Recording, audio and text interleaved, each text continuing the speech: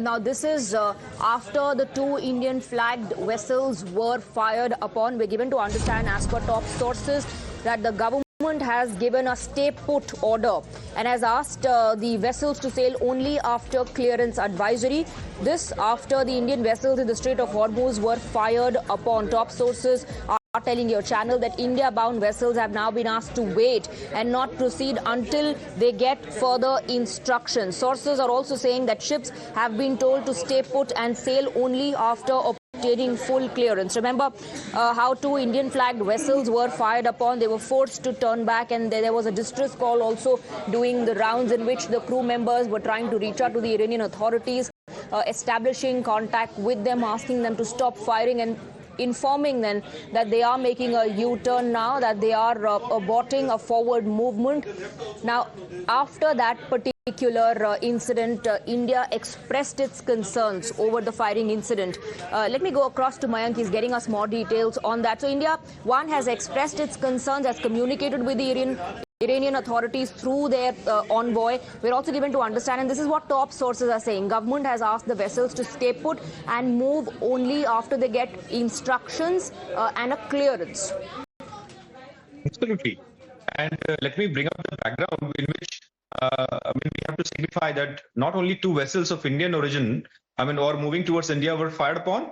A French vessel also has been reported earlier on the special communication network of the merchant vessels has also come out. And now what I'm trying to signify is also because IRGC, right after the ceasefire took place, and there was a blockade which was carried out by the US Navy at the snout or entrance point of the narrow Strait of Hormuz, which is in the northwestern part of the Arabian Sea. The two conditions put up by the IRGC was, first, the permissions have to be taken for any kind of movement for the vessels, which is civilian or merchant vessels, from the IRGC. Second point was, which was a condition which was put up by the IRGC, was that all the vessels will move only in that corridor which has been created by IRGC.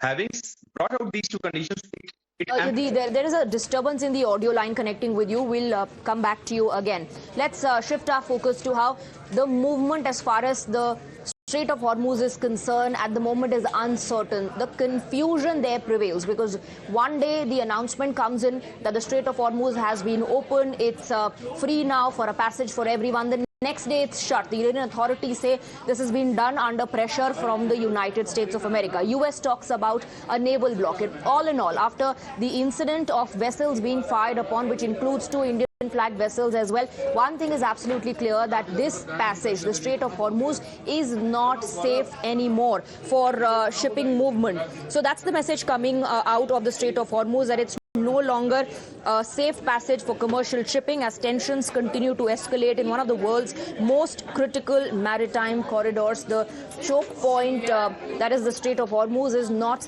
safe for the movement of ships. Let's take a look at some details coming in as far as the Strait of Hormuz is concerned. Let's break down those details. Now, one Indian oil tanker was able to cross safely the Strait of Hormuz, and that oil tanker is called MT Desh Garima. It had a safe passage from the Strait of Hormuz, but then there were two other vessels, India flagged vessels, that were fired upon, MV Jug Arnav and Sanmar Herald. Both ships turned back after the attack, after the firing took place, and this happened somewhere here near the Larak Island. Now there's a audio call as well that is going viral on social media, and a distress signal being sent out continuously by the crew members who were on board Sanmar Herald, trying to establish contact with the Iranian authorities when they realized that they were being fired upon by the Iranian authorities, telling them that they made this forward movement only after getting a clearance from the Iranian authorities, and also then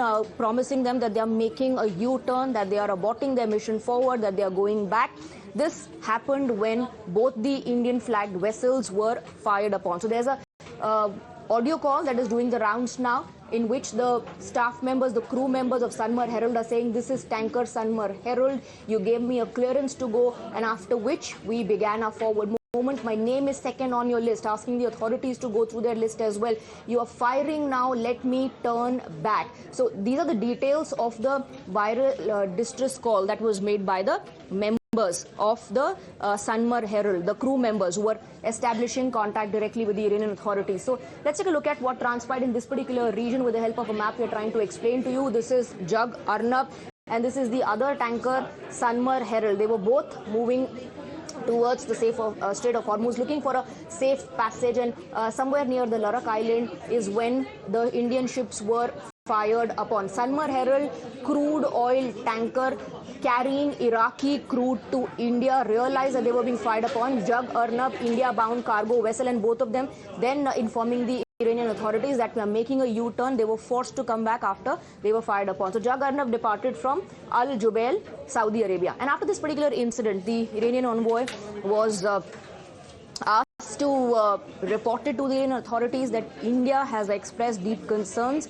over the firing incident and also emphasized the safety of the Indian sailors in the Strait of Hormuz. So after this chilling call went viral, the authorities of course took note of it. The MEA also responded to the incident, issuing a formal statement on this and summoned the Iranian ambassador.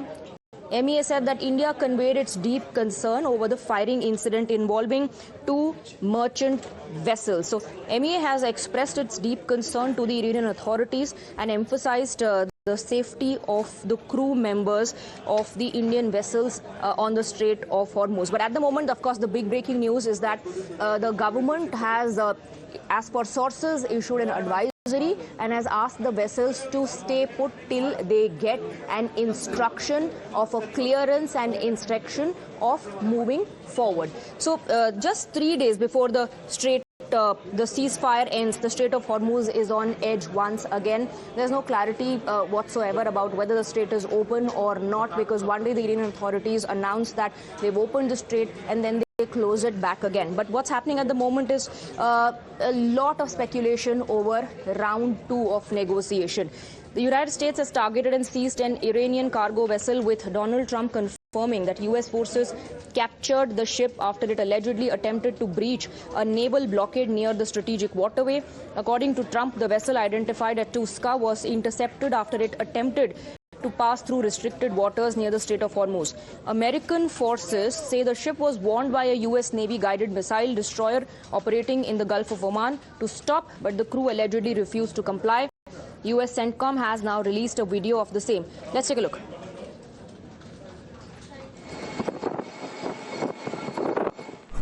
Motor vessel Toska, vacate your engine room. Vacate your engine room. We're prepared to subject you to disabling fire.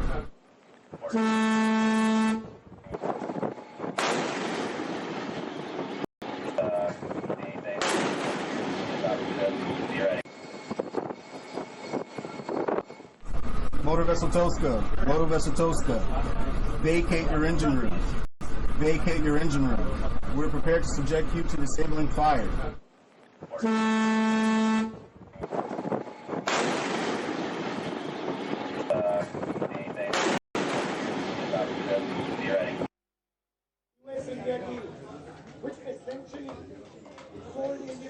So the seizure of the Iranian ship has happened just 3 days before the ceasefire ends. Donald Trump, in fact, confirmed of the development. Now, this is where this entire thing played out. U.S. Navy seized the Iranian flagged cargo ship. They also fired shots of warning, and then they took action of seizing the Iranian flag cargo ship. Of course, Iran has responded to this development by saying that there will be a retaliation from the Iranian side. According to Donald Trump, the vessel that has been identified as Tuska was intercepted after it attempted to pass through restricted water.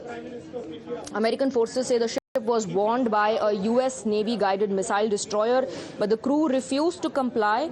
And the U.S. CENTCOM has now released a video of what transpired. So Iran has accused U.S. of violating a 2-week ceasefire agreement by intercepting and taking control of the ship. Iranian officials have described the operation as an act of armed piracy against a civilian commercial vessel. Iran's military command has warned that its armed forces will retaliate against US, calling the seizure an illegal breach of international law. Let's take a look at the details that are coming to fore. The claims that are being made by US and the counter that is coming in from Iran. US claims this was a lawful enforcement of US naval blockade. The counter from Iran is that Iran's armed forces will retaliate against US. Now, US says forces acted in a proportional and professional manner. Iran says seizure is an illegal breach of international law, warning that Iran is going to retaliate. Now, let's take a look at the reasons why this transpired. Why did US seize the Iran flagship? Reason number one, big escalation as its first direct US seizure of an Iranian vessel. Let's take a look at the other reasons that are coming to fore. Number two, retaliation risk as Tehran warns of consequences. This is why the world is closely watching it, because this means that escalation is going to continue. Let's take a look at reason number three. So diplomacy is at stake with likely round 2 talks under threat. And number four, oil shock with Brent prices spiking on tensions. Let's take a look at number five, the last reason, trade turbulence, global shipping to face disruption. So these are the details that are coming to fore and why the entire world is watching the activity, hectic activity that is taking place in the Strait of Hormuz. With that, in fact, we are slipping into... we have some breaking inputs coming in on the broadcast. In fact, we are shifting focus to that.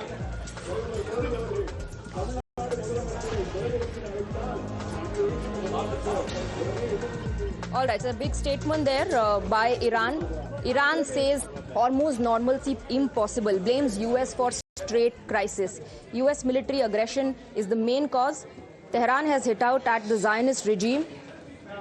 Iran has fixed responsibility on United States of America, and this entire standoff is now only escalating, with Iran now saying normalization of traffic in the Strait of Hormuz is not possible. So that's the breaking input coming in. Let me go across to Sinjo, my colleague, who's getting us more details. This was expected, isn't it, that Tehran is going to respond, retaliate, and now through a statement as well, where Iran says that normalization of the traffic in Strait of Hormuz is not possible.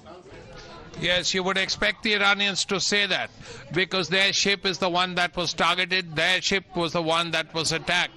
So Iran is not going to let this be. They have a big weapon on their hands, and the weapon is with them. The weapon is the Strait of Hormuz. Having weaponized the Strait of Hormuz, why are they not going to use it? So naturally, they realize the advantage they have of closing the Strait of Hormuz. If they do that, then 20% of the world's oil supply is affected. And the exports and imports of many of the countries it has fired missiles and drones at are affected. Whether it's the UAE, whether it's Saudi Arabia, whether it's Bahrain, whether it's Kuwait, Iran, and so on. So quite naturally, you would expect the Iranians to use the best weapon they have. They have weaponized the Strait of Hormuz, and whenever necessary, they will continue to do so. And it's very easy to close the Strait of Hormuz. All you need is one missile on one ship, and that's all it takes, because at the end of the day, these tanker owners, these shipping companies, the ship captains, why should they risk their ships? Why should they risk their men? So Iran is now saying that Hormuz normalcy is impossible. In fact, Srinjoy, if I remember clearly, before Iran came up with the entire idea of taxing at the Strait of Hormuz, back then as well, there were statements that came in from the Iranian leaders saying, it's impossible now to go back to the pre-war status as far as the Strait of Hormuz is concerned. Yes, that's also very clear. They see it as a weapon, and this is the best weapon they have. And this is not something that impacts just America.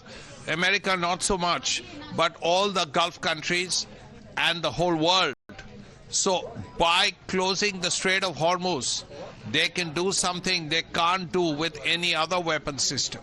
So the Strait of Hormuz, weaponized now, becomes their best weapon. Joe, thank you very much for getting us the details. Let's shift our focus now. The peace talks, the round 2 of negotiations. Now, there are a lot of statements that came in before the negotiations could take place, where Donald Trump threatened that if the deal is not reached, if Iran does not accept the deal and if it does not go the U.S. way, then U.S. will continue to bomb every single power plant and every single bridge in Iran. But all eyes, of course, are on Pakistan, where round 2 of the high-stakes negotiations will kick off. Pakistan has reportedly tightened security in the capital, Islamabad, in anticipation of possible U.S.-Iran talks. So this comes hours after U.S. President Donald Trump announced on social media that American negotiators would travel to Pakistan later today for possible talks aimed at ending the U.S.-Israel war on Iran. But it isn't that simple. A major cloud of uncertainty has emerged. Iran has said that they will not be going to Pakistan for peace talks, likely because of U.S. seizure of Iranian vessels. Now, we have some breaking inputs coming in on the broadcast. We're quickly shifting focus to that.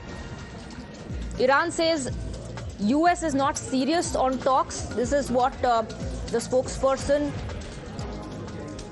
for Iran's foreign ministry has said, referring to the widespread violation of ceasefire in Lebanon and the Gulf of Oman. U.S. is not serious about negotiations. So this is a post that has been put out by the IRIB, which says that Iran does not intend to participate in the next round of talks. Srinjoy continues to be with us on the broadcast. Srinjoy, now these are statements coming in, multiple statements coming in from the Iranian authorities questioning U.S. intent.